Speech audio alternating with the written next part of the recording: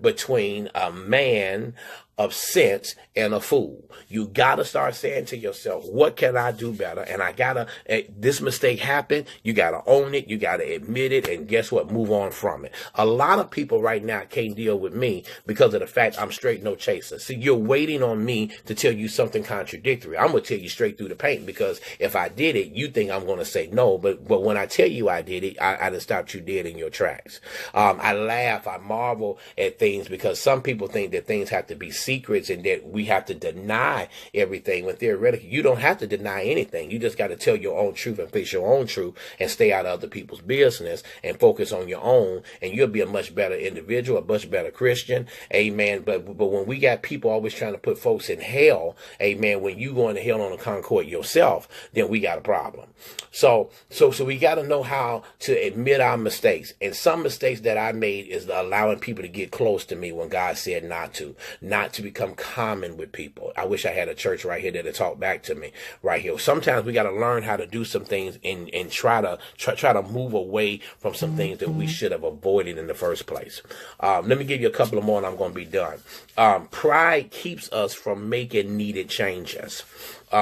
Anytime we do a job and we think that we did it well, we become reluctant to make changes to our work. So we become dedicated to really the status quo instead of progress. Thank you, Holy Ghost. Because we really have an emotional investment in some stuff. Let me give you an example. I had taken a leadership position, and I had automatically inherited a staff. I had little reluctance to make changes because I felt like, hey, they good for the organization. And if someone wasn't doing their job, or they couldn't grow or improve, I'd just say, okay, well, let's just replace them right away. However, if someone was falling short, I was much slower to make the needed change. Watch this here. Pride caused me to defend what sometimes needed change. Man. Pride caused me to defend what sometimes should not have been defended. All right. So when it came to challenging and changing some things, we want to do it immediately. But hear me, but changing ourselves, we never do that. And that's the problem. Sometimes you got to know how to change yourself before you can change something else. Did y'all hear what I just said? We got to make sure that we're doing that. And that was really my problem. Because hear me, I'm good at changing everything. Hey, look here, I don't like this. You out of here, so-and-so. But are you ever going to change you? And when you change you, that's when you know that you can change something else. I'm going to give you something for free right here. I know you're going to get mad. God ain't thinking about your situation. He ain't thinking about what you're going through. He concerned about you. Because hear me, if he can change you, you can change your situation. Did y'all hear that? Somebody want to take a lap around your living room, you can right through here. So how can I overcome my pride problem? How can I overcome my pride issue? And I know some of y'all right now, you too holy. You don't do nothing wrong. You can call and tell everybody else where they're wrong. You can call and rebuke elders, and your ink ain't even dried on your adjutant papers good. Amen. Ain't even certified. Amen. You the president of the big hat little head committee, amen, and your ink ain't even dry, but you want to tell the apostle and everybody what to do. So really, if pride really becomes an obstacle for your growth, you're gonna need to make some real deliberate strategic steps, amen, to overcome it.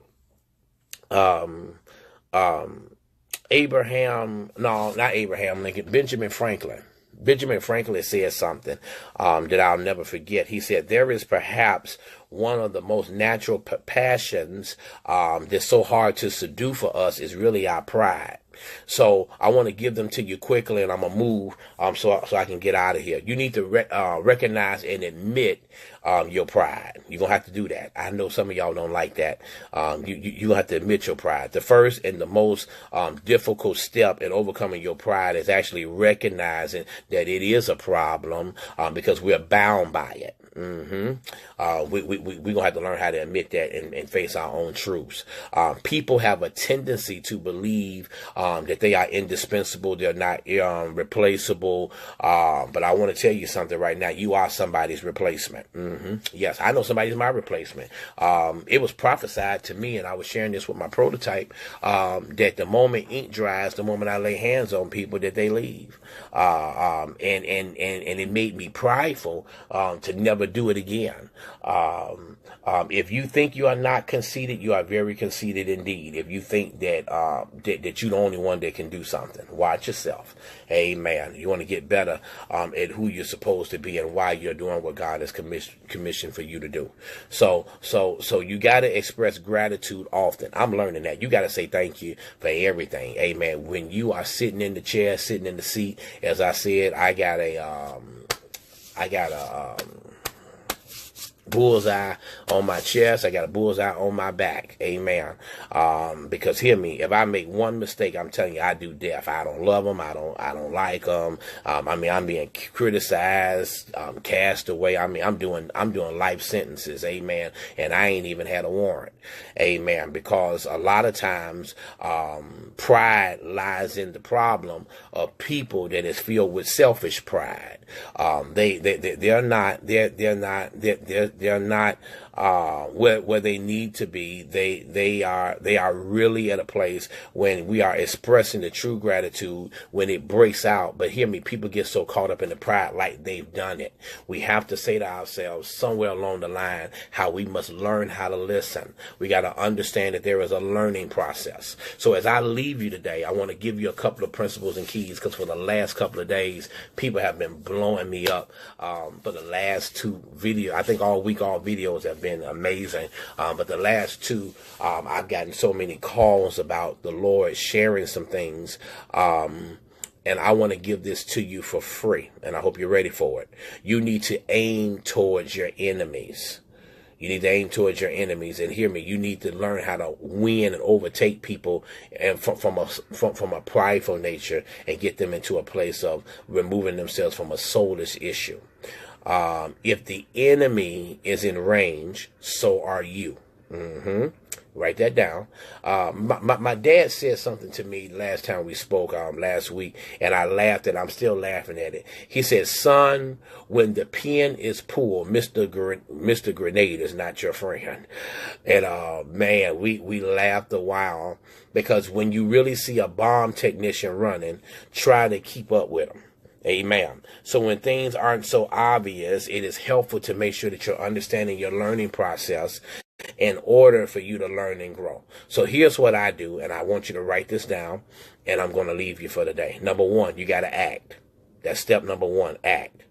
Step number two, look at your mistakes and evaluate. Step number three, you got to search for a way to do better. Amen. And then step number four, you go back to step number one, act. So number one, you got to act. Then number two, you got to look for your mistakes and you got to evaluate. I'm very good at that. I'm telling you right now, I look at my mistakes every single day. I'm nice to people that I know I shouldn't be nice to, and I have to keep acting. Amen. I got a message, amen, today from one of the daughters of our fellowship, Apostle Thelma Bromell, that nearly brought tears to my eyes.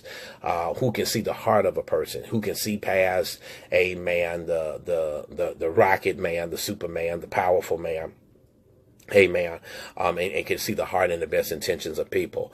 I had to remove myself from people. I had to remove myself for a season. Amen. Don't make me a bad person. Doesn't make them a bad person.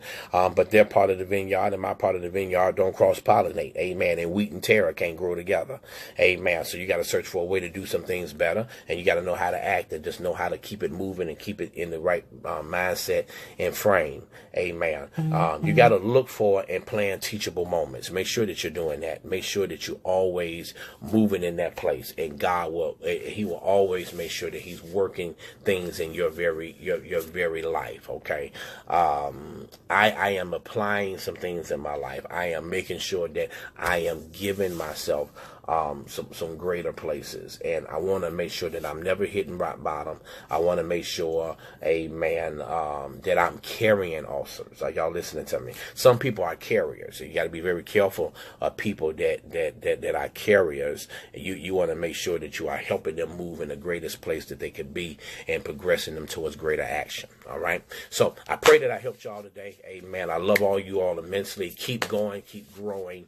Amen. Keep soaring. I'm looking for you at the top. Remember, one is too small of a number. Amen. For significant and greatness. Amen. You can be there and you can help other people get to where they need to be. Love all of y'all. I appreciate y'all. Have an amazing and an awesome day, everybody.